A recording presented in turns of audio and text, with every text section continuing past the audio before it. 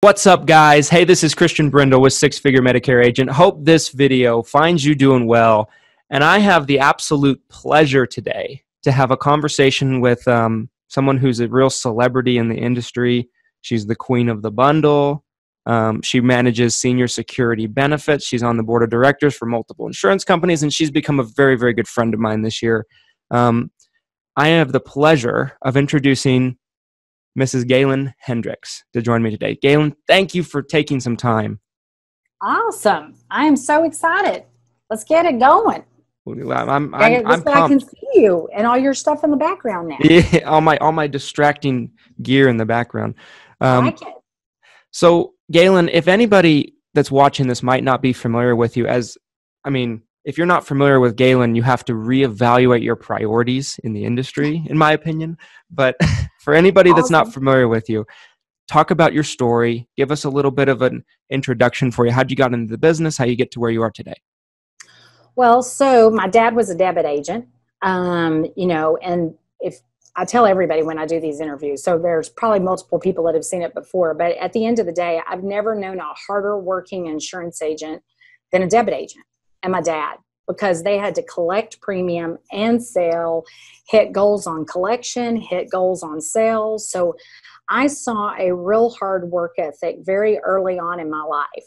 And matter of fact, I used to take my dad's agents' books and I would add them up on those big adding machines when I was 12 to 14 years old, get paid $20 a book to balance it. And so, I kind of started figuring out what the insurance business was early on. My dad wanted me to be in it forever because he thought I had a gift of gab, and he thought that was the best insurance agent quality, because he thought if you could talk to a wall, you could talk to anybody, and that's how you make sales. But I kind of, like most kids, ran the other direction. Went to the advertising world first, but quickly found my way back to the insurance business. Went to work for an insurance company in 1985, an agency actually, called Medical Protection Services. And I thought it was a pharmaceutical company. Found out early on it wasn't, and started just figuring out that I liked everything about it. You were never bored. We had a telemarketing operation that created leads for the agents.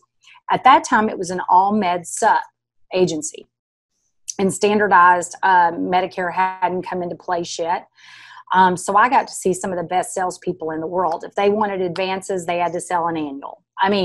There was no such thing as a debt-free debit balance. There was, because you collected an annual, but nobody was doing financing. And so I love that part of it, but I started in commission accounting. And so I started seeing what agents made, and I was like, man, it doesn't seem what they're doing is all that hard. I'm a talker. I can go do this. And, I think I want to start learning that part of the business. But every time I decided I wanted to learn that part of business, you get a little nervous. You're giving up a salary or what have you. But where I worked, I was very fortunate because the man that I worked for believed in me as well. And so I got to do both. I had a guaranteed salary. I was overseeing all of operations. So I got to see everything from building products to servicing agents to selling to recruiting. Everything that you could imagine was an insurance agent's dream was happening before my eyes. And so what happened to me that really sent the trigger on fire is we were working for a company at the time called Pioneer Life National Group Underwriting. And all the agents had gone to Hawaii for a convention. And this friend of mine and I were there, and this big stack of leads comes in. And I was like, we should go see if we can sell like the agents. So I made all of our appointments, and she and I went out and sold, and we had like this gargantuous week. I can't remember the exact number, but I want to say it was something like 20,000 Wow. An annualized premium. Now, of course, that was in the underage world. And so 2 weeks later, our name appears in the newsletter. And of course, the guy we're working for, he's trying to figure out who this new agent is called Black Hendricks. Well, her name at the time was Lisa Black, and mine was Gaylan Hendricks. And so we had Black-Hendricks. And we didn't want to tell him it was us because we thought we were going to be in trouble. And so the money went to the agency, and then we sat down with him, and he ended up paying us our bonus. But we got a touch, and we got fed the food, and we figured out that was something we could really do. And later on, she left, and I kept working for him for a while until 1992, when I went to work for another organization that did underage health. But you know, I've just been really incredibly blessed by a lot of people in the industry. You know, I love this business. I love talking to guys like you. I mean, like you and I, you know, we talk almost every day, either via Facebook or instant message or conversation. And I just have so many friends. And, you know, I can't imagine being in any other business. You know, when we did the virtual video for 8% Nation, I told everybody I was a 35-year overnight success because I see so many of these guys making a killing because they were brave and they went out and they did things that they wanted to do. And then I had a guy not too long ago go, but that's because you set the pace. You know, if there weren't people like you setting trends and showing us we could do it, then we wouldn't have done it. You know, so he said, you know, I think it takes all. I think it takes the young, ambitious, but it also takes the older people who have set the stage. And he said, he was very clear. He said, you're always wanting to do things right. And that's what I want to do. He goes, when I teach my agents, this is our grandma, this is our grandpa, teach them that way. And so I think it's great to be able to work in an industry where, no, we didn't wake up one day and go, I want to be an insurance agent. You know, for me, it could have been Tinkerbell one day, or it could have been a nurse one day. It could have been a lawyer, which is what I really wanted to be. But I had a blessing happen last year for me where I saw what lawyers have to do for the money that they make. And I see what I get to do. And I get to be real, and I get to be straightforward, and I get to be honest, and I get to have fun, and, you know, and be around great people. And I'm not saying lawyers aren't honest, so before y'all go lawyer hating on me, but, you know, it's just they don't have as much fun as we do. But we all grew up thinking we needed to be something like that, you know, because that's what we aspired to be, because they were put up here and insurance agents were put down here. And I think that's changing. I think insurance agents are coming up here because I have a lot of friends that are lawyers and I know what they make. And I'm watching first-year insurance agents, which is the name of this broadcast today, who are making in year one what it sometimes takes a lawyer 8 years of education. A lot of people think it's 6. It's 8 years of education. They come out of school owing $200,000, a lot of them, and they walk into a firm making $60,000. Yeah. You know? And so I now, when people say, well, I didn't wake up wanting to be an insurance agent, my thing to them now is, why not? Yeah. You know, man, it's a good life. We get to make a raise every day. We don't have to go in and ask a boss for a raise. We don't have to go in and say, hey, how do you think I'm doing? We are measured by results. And I cannot think of a better business, especially with the pandemic. I mean, if God wanted to show me that I was blessed, he used the pandemic to do it. I mean, he does it every day, you know, every day. But the pandemic made a lot of us take a different, I think, view of what we do and go, man, are we ever blessed? And, you know, because we're talking to clients every day in the underage world that are not near as blessed as we are. They're trying to figure out how to make a mortgage. They're trying to figure out how to pay this bill or that bill. And like I said, when you're an insurance agent, you need to just worry about how to make this sale or that sale. You don't need to worry about how to make your bills. It's about making sales. So very blessed and very grateful that you asked me to be here today. Hey, well, I'm grateful that you were able to make it on. It's always a pleasure. It's so funny you mentioned that. You know, I mean, the lawyers, the doctors, I mean, all of these pristine professions were just held up so high. Like even when I was a kid, you know. Yes. And I remember very vividly. You know, I was in this class. And it was a class designed about structuring your future and everything like that when I was in high school.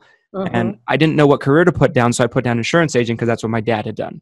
Right. And we had to put down a starting salary. And I go to my dad, I'm like, what did I put down? And he's like, well, it really, really, really depends on the person. I'm like, well, I have to put something down. What did I put down? And he's like, well, I'd put down anywhere between $25,000 and $500,000 a year. So I put that down. The teacher put me down at $25,000. And I went and talked to her about it. And I was like, well, why is that? And she's like, well, I did some researching on the internet. Insurance agents just isn't a high-end career. And that stuck with me a very, very long time. Mm-hmm. I mean, and that's what people back then kind of looked at the insurance business at, I feel like, a lot, because there were people in my class that put down careers of lawyers and doctors and this and that and this and that. And, they were put up very highly and held up very highly for that career. It's so funny that you say that because it's so true. Mm-hmm. In terms of people starting to kind of come around on the insurance industry. People see people like yourself and, like Justin Brock and Eric Fierro and all these guys that are just, changing the industry and bringing a lot to the game. I think it's very interesting. Do you feel like the perception has changed on the insurance industry? I don't. And that's unfortunate because I was just telling somebody this comment this week. I said, I'm not a very good student, but I'm a great teacher. And she said, she goes, I've never heard that before, but you are. And I said, here's the thing. Not everybody's meant for college. Not everybody is meant for medical school. It's unfortunate because some people go 6 to 8 years of education, go get that dream job just to find out that's not what they want to do. And now they're in all this debt and they have nothing. My business partner and I, when we first got to know each other, we'll celebrate our 20-year anniversary next year. But I remember him telling me this story. He had met up with a bunch of college buddies after he'd started in the insurance business. And they asked him, they said, well, what do you do now? And he just muttered, well, I'm an insurance agent. He didn't say it with pride. And I go, and we were having lunch when he was telling me this story. I said, why would you do that? And he goes, well, it's always kind of been like, they teach you in school, those are kind of like the slimy people and, they don't really do this. And I go, look, I'm going to tell you, and I made a post about it not too long ago because I'd read this thing and I said, I have seen in my career CPAs embezzle. I've caught a CPA that worked with the very first company I worked for embezzle. And we caught him. He was arrested right in front of our very eyes. I have seen lawyers practice and get kicked out due to malpractice just to go out and file lawsuits against telesales industries and in the insurance business who are making a fortune because they're jealous and they find a quick way to make money. So I think it's not about the occupation. It's about who does it. What kind of person do you want to be in whatever you choose to do? If you're going to be that CPA, then be that ethical CPA. If you're going to be that lawyer, but then be that lawyer when you're handed this case and you're like, there's no way this person can do this. I've talked to everybody that knows that person. There's no way. But that lawyer says, but I can make $500,000 if I do this. Well, that's not an ethical human being. Right. That's a human being doing it for the money. And most of the insurance agents I know, and I would say high 90%, do not do this business for the money. They come into it because they're just trying to make some bills. And they think it's a short-term segue to what they were destined to do. But they start seeing the money that they make. And they're like, why would I ever get out of that? Yeah. And I have hired a lot of people who were making nothing but minimum wage. And I've turned them into 6-figure machines. And they love it. And what makes me feel good at night is knowing that you took somebody whose biggest hope was to be a manager at a QT. And I'm not knocking managers at QT. I'm just trying to give perspective. And their annual salary was going to be 50, 60 grand. And they come over here and they're making 120 grand. and they're not even working 40 hours a week, and they get to see their kids on the weekends, and they get to go on trips, and, they have insurance benefits, and, they have a life that they really never ever dreamed of because maybe their parents didn't have that life. Taylor and I've had the fortune of working with a lot of different people, and I did a review with he was a kid at the time. He's 30 something now, but when I was giving him his bonus in his review, and he said, I make more money now than my mom and dad together. And he said, and I thank you and Taylor for that. And he was so emotional. So what I would encourage everybody to do is, be proud of what you do. This is not an easy business.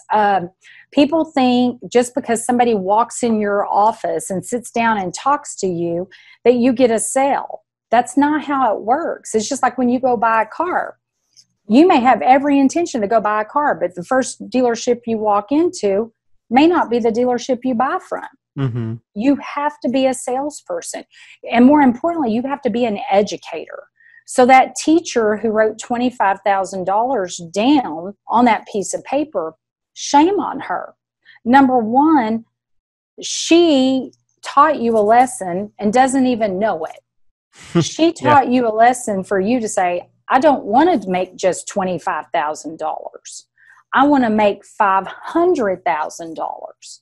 How do I get there? But because she's never made a dime over $50,000, she doesn't even think it's possible for an insurance agent to make more than her because she's gone to school. Mm-hmm. She's been educated. She walked out with false expectations. And so I think it's really sad teachers don't get paid more. I mean, I have my own soapbox about that, but I think we own it. When people ask me what I do, I don't ever say CEO of Senior Security Benefits. I always say I'm an insurance agent, and I own it. And if they say, well, what's your position? Then I may say, well, I'm an executive. I may say I sit on advisory councils for insurance companies. I may say I design plans. But what I do, other than being a mom and a wife and a grandmother and friend, is I'm an insurance agent. I protect people. And so one of the things that I just told somebody in another interview was, we sell what if every day. That's what we do. Insurance was never to keep people out of, 100% out of bankruptcy. It was to keep them out of bankruptcy, but not pay 100% of the bill. And I think people have false expectations of insurance. So because they didn't listen when the agent sold it to them. So I think it's funny because it's usually the most educated people that think they know everything. So they don't listen to a Christian Brindle when you're trying to teach them what their parents' Medicare supplement's going to do. So when it doesn't pay for that 23rd day of skilled nursing, they want to blame it on the agent when instead you were educated. You went to a whole lot more school than I did, Mr. Jones, but your problem is you don't listen. And as an insurance agent, our job is to listen, just like I did with you. You told me about the school teacher. You told me about the $25,000 to $500,000. I picked up on that immediately. And when I'm coming back in an interview, I'm going to repeat that back to you because the first thing that goes off in your head or your heart is, she paid attention to me. Mm-hmm. And that's what we get to do. We are taking care of grandmas and grandpas that their own children sometimes don't even want to take the time to educate them on it. And we bring a light to their day. We can save people money. We're bringing light to their bank accounts. And I don't know who wouldn't want to do that, honestly. I mean, when I'm recruiting somebody, when they say they don't want to do it, I scratch my head and say, what the heck are you missing? Yeah. And so I think that we as agents need to be very proud of what we do and own it. Well, I agree. I agree completely. I mean, I've been saying a lot recently, and it's a thought that I've had in my head quite a bit. I think, what in this business particularly, what it means when you're very successful, the more successful you are, it just means you've helped the most people. That's it. And I'm going to quote you on that. There's not a lot of industries like that. you know, and I think that really makes us incredibly unique, where, you know, those two things are tied together somewhat. Let's shift gears, Gaylan, over to relationships in the insurance business. So we were talking about this before we went live a little bit too. You know, I know the insurance industry has changed a lot, especially since you got into the industry, and you're someone that's kind of pioneered it forward out of those, you know, old times, if you will, a little bit. But you know, I know you said that the insurance business used to be very, very cutthroat. You know, I mean, horrible. You were in Utah several months ago. We got together, Yes. we had breakfast, we talked. It was our first time meeting in person. It was a treat for me. Yeah, it was fun. That might have not happened with a lot of people 20 years ago. Talk about that. No. So when I got started in the business, it was 1985. Matter of fact, I celebrated 35 years, May the 12th. Wow. And congratulations. Yeah, yes. Yay. So, so, you know, when I got started, we were in MedSup, and you know, I didn't run across a lot of the cutthroat until I got in the under age 65 business. And when I got introduced to that, there were a lot of people around that business at that time. There was Don Corley Sr., who I admired so much. I mean, he and I became really good friends. There was Richard Dale, there was Paul Wood, there was Keith Wood, there was Hal Alschuler, there was Jim Cashin. There were these legends of people, and Peter Nauer, Bill McCree, how could I forget those two? There were these legends, and they would get together, and they would all be buddy, buddy, buddy, buddy, and then the minute they scattered, it was about who could stab who in the back the fastest. And everybody was trying to recruit everybody's business. Another great person during that time was Ron Jensen, Jimmy Walker, Jess Jordan. All of them were here in Texas. So back in those days, they would say, you know, there was 2,000 insurance companies and 1,999 of them were in Texas, because Texas was easy to get domiciled in. But what I didn't like about that business is during that time, is that everybody talked crap. Everybody. And it was one of those things that just didn't work well with me. You know, I'm kind of this joyful person. I like to wake up happy, and I like to go to bed happy. And, you know, and I like to brag on people. You know, I don't mind sitting there telling you, Christian, hey, I kicked your butt today. Woohoo. But I also, when you kick mine, I want to say, man, look at my friend. Look what he did. He kicked it out of the park. And it wasn't like that. And so when I decided to go back into the MedSup world, it was just so refreshing. I mean, everybody supported everybody. Everybody shared. Everybody wanted to see people have success, because they knew there were 11,000 people aging in every single day. So it was kind of like the old McDonald's, Burger King. They just built next door to each other, because they knew if one came to one, that they would get the business the next day. Mm-hmm. And so that was really refreshing, until probably for me about the last couple of years, when I've seen some of the people that I love the most being so disrespected by others. And, you know, social media brings that on. It brings on a lot of keyboard commandos. I get everybody doesn't agree with your own political views a lot of times. Sometimes people do. But I don't like that mentality. You know, this is a copycat business. And if you are not aware of that, and you're prepared to go into war with that, then you are in the wrong business. Because you're going to get your feelings hurt. You are going to have people that hurt your pride. You're going to have people that snap at you. That's life. But the people that go out there and absolutely maliciously try to hurt somebody, like my dad was a pioneer in this business. My dad didn't build this business. My dad gave me the tools to build this business. You are involved in your father's business he built, but he's giving you tools that you are going to be blessed with for the rest of your life. And when somebody throws that stone at you, you ought to just sit there and say, thanks, Dad.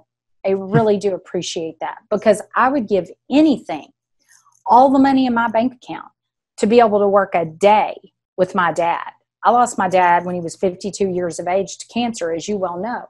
Yeah. And, I think those of you that get to work alongside your dads and get to have that positive influence, and maybe you don't see eye to eye every day, but that's anybody. It wouldn't matter if I was working for, a boss I didn't know. I'm not going to agree with them either. But to be able to work with somebody who has your absolute best interest at heart, people who are throwing those stones at you, they're jealous, because they may not have a dad in their life. They may not have had somebody care about them. And the old expression, hurt people, that's what happens. But my mission, and as you know, because I've started interviewing people, when I see these slams, I pick up the phone, I text, who's coming after you like that? I need to talk to them, because that's not how this business should be ran. There is so much business for all of us to make so much money. And if we're united, we are going to be stronger together than we are apart.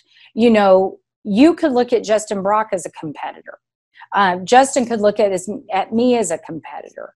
The truth of the matter is we don't. We look at each other as mentors, or we look at each other as friends. And, we got 50 people we can name on a list. We never, ever, not in my world, run across each other's customers.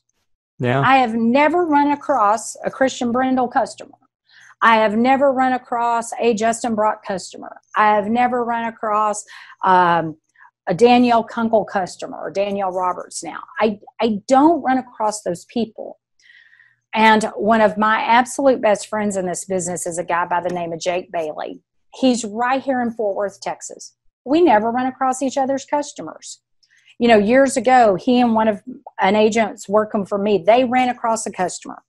And the way we worked the deal out was first step in, got the deal. I love you both. I'm not siding with either one of you. Who got the application in? And, and after that, Jake and I, because I started with his dad in the business, he owned an insurance company. And Jake and I are good friends to this day. I mean, there is just no room for malice. There is no room for jealousy. Everybody is always going to be a little bitter. But, my saying is you don't get better if you're bitter. And so the minute that bitterness comes into your heart, get rid of it. Just get it out of there, and then go, why am I so mad at that person? And really look at why you are, because maybe it's a phone call. Maybe it's picking it up and saying, hey, dude, what did I do? Or dudette, can we talk about this?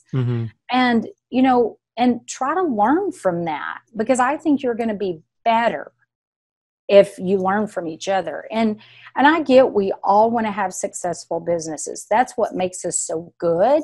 But we can all be good. We can all make a lot of money. This is the one industry where you don't have to worry about topping out somebody else, because there's plenty of money to be made for everybody. And this business is so determined on your attitude. Zig Ziglar says it best. Your attitude determines your altitude. And if your attitude's down here, so's your paycheck. If 100%. Your attitude's up here, so's your paycheck. And so what I try to coach agents on is, don't compare yourselves to others. I had this conversation with you. If I'm a new agent and I'm watching Justin Brock, I'm not going to feel real good at the end of the day if I got my 3 applications and he's got 25. But you've got to look at how long he's been doing it. You got to look at, how many customers he has. You've got to look at how many referrals he gets. And he does work his tail off. And, and so you might want to aspire, first of all, if you're just writing 3 apps a week, maybe you want to work a little bit harder. Maybe you want to spend a little bit more money. Maybe you didn't have the good fortune of having somebody that was in the insurance business who can counsel you. But I also know Justin's learned a lot on his own. You've learned a lot on your own. You've helped your dad. Your dad didn't know all this technology and podcast and all that great stuff, because guess what? I didn't either until you guys came along in my life. And the same thing happened with Justin. So it is a complementary relationship. It is literally 100%, what we do for each other. Not what he did for me, not what I did for him, but what we did for each other. And that's kind of the relationship Taylor and I have. I am, for the record, for those of you that want to know the truth, I am not old enough to be his mother. You can call me his sister, or as he loves to call me, his work wife. But we complement each other, and that's what makes a good team. So when somebody throws out, you got your daddy's business, no. We get the joy of working together. That's the great thing. And my son works in our business, and he's earned every dollar he's ever made. He works his tail off. He knows a lot more than I do about a lot of things. As a matter of fact, I go to him for counsel. My daughter-in-law works in our business. I go to her for stuff. So, you have to quit seeing people as father, son, mother, son, that we're people. It's kind of like discrimination, honestly. And I think it's hateful. And so, as you know, I'm on a mission to get rid of that. And I'm going to pound on all these social media sites till I do, because everybody deserves their place in this business, as long as they work hard, do it right, and, are honest about the way they go about it. Well, I think that was beautifully said, and I agree completely. Couple more questions I got for you, Gaylan, and then we'll wrap it up. I know you're a busy person. I don't want to keep you all day. It is the day after Memorial Day, so it's still a holiday for us. Oh, there we go. We'll take that. We're still working though. Let's talk about agents for a second. You've worked with Endless. You've talked to Endless. You've encountered Endless. If you had to take one of the most important aspects that makes somebody make it in the business and not make it in the business. Cody Askins, as do I, something that, he says all the time that I think is so true. 92% of insurance agents don't last more than 3 years in the business. It's a humongous statistic. What is the one thing that can separate the agents that make it and don't make it? Well, I hope before long we're going to start calling it 15% nation. That's my goal. Love it. Honestly, I think a lot of it is work ethic. And I think it's the second thing I would say is support at home. I have been incredibly fortunate, as you are, to have a great support team. And, my husband thinks I'm one of the smartest people he's ever met. And whether I am or not doesn't matter. It's that he thinks I am. So when I walk out of that house every day, I'm going to keep showing him that I am. And I'm going to keep trying to be the best I can be. I think what happens with a lot of agents is they get stinking thinking going on, and they are just so far down, they have a hard time bringing themselves back up. My dad, the best thing he ever did for me was hand me 2 books, which, some people are going to get bored watching these podcasts because they hear the same thing over and over. But, the first book he told me to read was Norman Vincent Peale's The Power of Positive Thinking, because he said, you cannot be a salesperson with a negative thought in your head. You cannot think about one negative thing.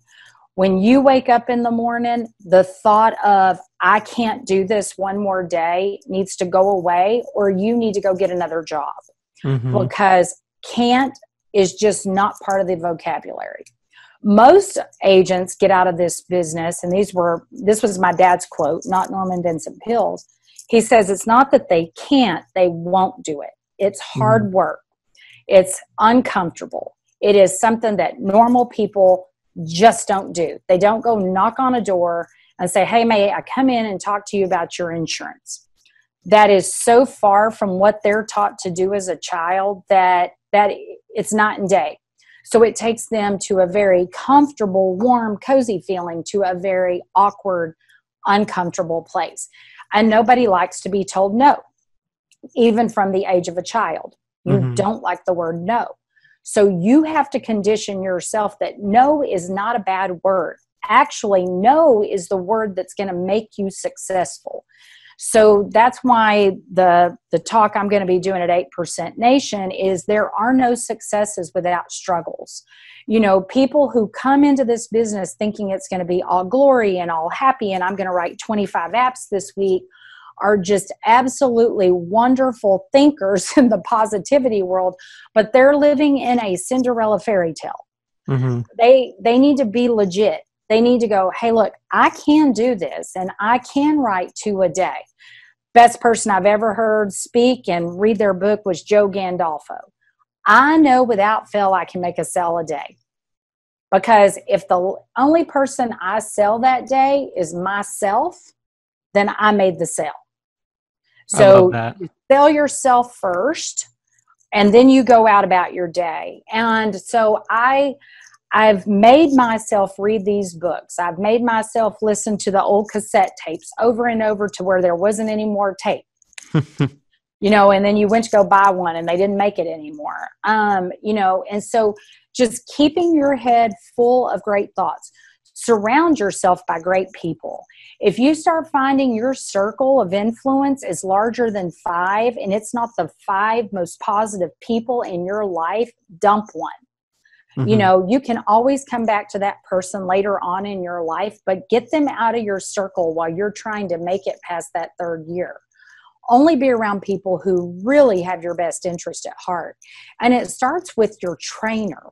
The person who's training you in this business has got to believe in you. But the best thing I ever did in my life, or my mom and dad ever did in my life, was making me become an athlete, a cheerleader to start. The worst thing happened in my life when I was 8 years old. And everybody is like, nothing happens to you that's horrible at 8 years old. But it was discrimination. And it trained me up. I lived in Kennedale, Texas, not far from where I am right here. And we had a lady running the cheerleader association. And she made a decision that the only way you could be a cheerleader, her name was Wanda Deaver, and she taught me a lot about life in that year of my life. If you didn't have a brother playing football, you could not be a cheerleader. Kids. I did not have a brother, but I'd been a cheerleader for 2 years before that. And I didn't get to be a cheerleader that year. And it was the most heartbreaking thing that's ever happened to me. But my dad told me, he said, you will get through this. And you don't even know this now. But this will be the lesson that sets the rest of your life. And no matter what happens to you rest of this life, it'll never be as bad as you felt that moment, because that was your first disappointment. Yeah. And I did feel bad. I had other things that were worse than that in my life, like losing my father, losing my mother, losing people I love. But he was right, because no matter what hard situation I went through, I was conditioned for it. Because you cannot create a brother. You cannot change the color of your skin. You cannot change the sex you are, but you can always change this. You are in control of this, and this is controlled by this. So whatever is in your heart is what makes this breathe. It's not the opposite. This does not work this. So when you wake up feeling good and you want to take care of your family and you are going to do everything you can to make it, you will make it. You may not be the success that you wanted to be at the end of the 3 years, but you're going to have success. And that's the way you grade yourself, is I just want to be one step better at success the next day than I was yesterday. And as long as you keep doing that, your paycheck's going to add up, but you've got to have your heart right, because that's what makes your head right. Yeah. Well, I think that's so humongous. I mean, I truly believe, and I say it all the time, a huge reason why I've lasted in the business at all is my wife. There's been no person that has been my biggest cheerleader than her. And just like you said, I'm far from the smartest person in the world, but she treats me like I am. She respects me. She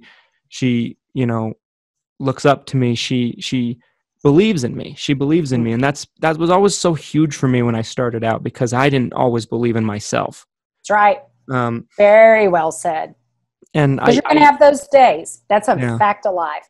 But having that person believe in you just may be the one thing that made you go out and sell that day. Yeah. Yeah. I mean, so I love that you mentioned that. I think that's so true. Gaylan, where can people find you on social media? Talk about Queen of the Bundle for a second. Where can people connect with you? Wow. So that's been a hit, bigger than my belief, because when I was first told I should do that, I didn't agree with that. But that's worked out great. So Queen of the Bundle on Facebook. Of course, you can be my personal friend on Facebook, but I'm headed towards 5,000, so I got to figure out how I'm going to work on that in a little bit. But as am I. Yeah. It's a cross we bear. Yes, it is. But it's fun, and it's awesome. Of course, anybody that goes out to Queen of the Bundle is going to know that I'm going to reach back out to you, and I'm going to talk to you. And I spend a lot of time on social media. I've made that a very big focus of mine this year. My coaching, I'm really proud of the people I've been able to bring on as people I've been being just absolute given the pleasure of coaching. They are incredible people. They're already starting to cross-sell, which is awesome, because a lot of these people that got started in the business without being taught how to cross-sell, they were really disserviced, because they get into some bad habits and they're afraid to bring it up. And so I think it's great. A lot of these people we're coaching now are really getting excited about it. They're sending me texts, they're sending me emails, and they're like, hey, I got this cancer policy today. I couldn't even believe it. And she's going to do business with me on her med sup at the end of the year. And, she said she's been with this agent for 15 years and she's switching to me because I was able to show her things that he didn't show her. And while that's sad for me, that also makes me very happy for that client, and it makes me happy for that agent. And so that's one of the things that I would coach agents on, is that if you're not cross-selling and you need some help, I'm there for the asking. Right now, I've got plenty of time. I'm an empty nester. I don't have any kids at home. And so, we try to fit everybody in. We're doing groups. I mean, we've got some people, like I'm doing one next week, a group of like 15 friends that are just putting together a little training session. They all do life insurance and they want to start selling more cancer. And I think it's a great fit for a final expense agent. So we have a lot of that going on. It's super exciting. But yeah, I'm out there all the time, and I want to help you guys. And, I feel like I'm actually getting helped more than I'm helping. I mean, I learned so much from everybody I talk to. It's crazy, and it's so much fun. So thank you for letting me fulfill a dream in doing that. And also getting to see my dad's legacy spread more and more with the cancer policy, because I know he's smiling up above like nobody's business that thing has taken off. And, I'm just so humble. Hey, well, I love it. And anybody that follows me on Facebook knows that there's no bigger fan of Gaylan than me. So if you're not following Queen of the Bundle, good for my ego for sure. Hey, if you ever need an ego boost, I'm just a phone call away. I know. I love it. It's awesome. Well, Gaylan, thank you for taking the time here today. I think this was awesome. I think it's going to help a lot of people. And thank you for being you. Thank you for doing everything that you do. Well, likewise, I love you guys. Well, love you. And I love all the guys out there and gals. And, and just thank you for letting me do this one more time. It's so much fun to be with you and, talk about the business. That it is. I absolutely love this business. And I love just about everybody in this business. I'm fortunate not to have any enemies in this business, but, I just think we can all help each other just by being one. And so I'm really looking forward to that. I'm forward to the conferences again. Yes. I don't know what AEP looks like right now. I mean, there's 50-50 in that camp. 50% of the people saying we're not going to do face-to-face. 50% of the people saying, hey, I think it's going to happen. But, I know you and I've talking about that later on, the closer we get to AEP, and we might have a little debate on that and see where we end up. But good luck and good selling to everybody, and have a great summer. Well, thank you, Gaylan. I look forward to 8% and Gurus Conference. We'll see you I'm both. excited about that too. Medicare Gurus Mastermind is going to be a ton of fun as well. I mean, it's going to be a smaller group, but I think the intimacy of that group is going to be a ton of fun. It's people that I hang out with all the time anyway. So it's just going to be a 3-day hangout with your best friends and also some of the best family a girl can have. And, you know, very, very lucky to be amongst you guys. Thanks for letting me hang with y'all. Well, thank you for coming to hang. Gaylan is a good hang. I am. I'm like twice y'all's age, but it's good. Is that what the kids are saying these days? A good hang? Yes, that's it. That's it. Yeah. I'm not completely somebody said that the other day, and I was like, and then one of the guys go, "No, that's legit. Let me tell you what it means." And so we get off, and he tells me, and I'm like, "Okay, I like that. That's good." I'm not completely out of touch yet. I'm getting there. No, but you're a young guy, and you're one that people should be watching. You know, I wrote that out there, and I know we're getting ready to get off, but you're young, you're smart, you're ambitious, and I hope there's a lot of people out there that have lost their jobs that look at you and go, I might could do that too, because I think you're going to be a great inspiration to a lot of people who've lost their gigs. And that's sad. I mean, that's sad. They've lost them, but my gosh, you can instill hope in those people like nobody's ever been able to do before. And so who knows, you may be 8% Nation speaker next year. Well, hopefully that's the goal. That's the goal. Well, I may jump out in the audience and interview you at 8% Nation. You may get your 5 minutes of fame. All right. Well, I'll be ready. I'll be ready. Well, thank you for the kind words. I love and appreciate you. And everybody, thanks for watching. If you liked this video with Gaylan, do me a favor, drop a like, subscribe for future videos, and until next time, take care. Have a great day, everyone.